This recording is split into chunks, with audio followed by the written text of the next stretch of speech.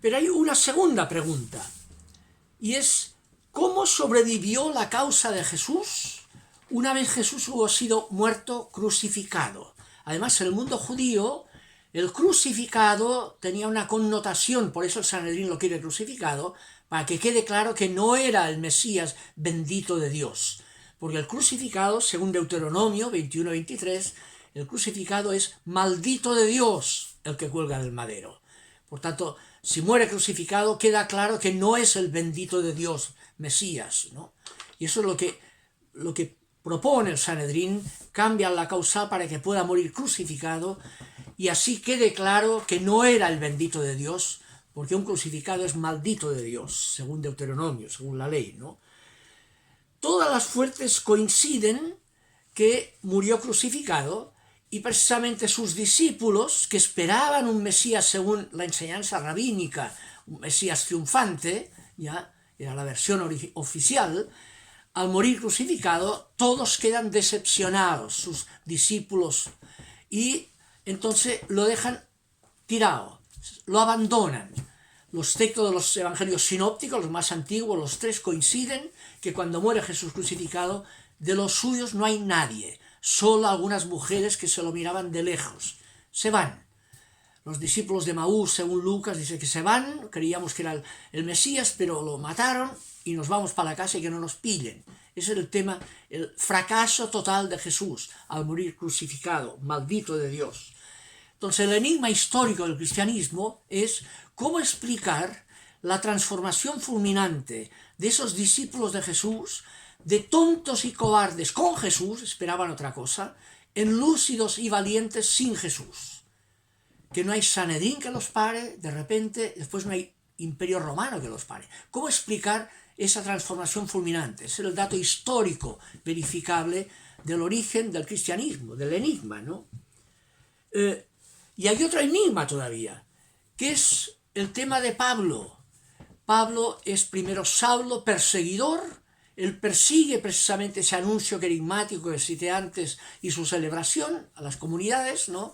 Y de repente él va a Damasco, se ofrece al Sanedrín para perseguir a esos herejes, digamos, por si alguno se ha arrancado hacia Damasco, y en el camino hay una experiencia que él cuenta autobiográficamente en la carta a los Gálatas, una carta del año 56, en que él dirá, en efecto, habrán oído, en la carta les cuenta, mi conducta de otro tiempo en el judaísmo, cómo con gran furia perseguía a la iglesia de Dios y la devastaba, aventajando en el celo por el judaísmo a muchos de los coetáneos de mi nación y mostrándome extremadamente celoso de las tradiciones paternas, del rabinismo oficial. Pero cuando Dios quiso cambiarme, sigue, sin pedir consejo a la carne ni a la sangre, no subí a Jerusalén a los apóstoles que eran antes de mí, sino que partí para la Arabia, y de nuevo volví a Damasco, y luego, pasados 3 años, subí a Jerusalén, y ahí conocí a Kefas, la palabra roca en arameo, ¿no?, con letritas griegas, a cuyo lado de Kefas, de Pedro, permanecí 15 días. A ningún otro de los apóstoles vi, excepto a Santiago, el hermano del Señor. Primer capítulo de Gálatas. Entonces, ¿cómo explicar la transformación fulminante de Saulo en Pablo? Y él dice, es que lo conserva en la 1 Corintios 15, en esa fórmula primitiva, y lo narra aquí en la carta a los Gálatas, es que también fue visto por mí. Y usa ese mismo término, ofe, la palabra técnica griega, ofe.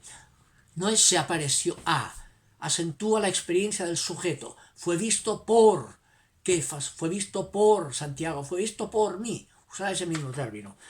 El término griego ofen pasiva traduce el interés arameo y hebreo de evitar decir el sujeto Dios. A Dios no se lo nombra, ¿no? Entonces lo ponen en pasiva, fue visto por, pero no hay que poner el sujeto.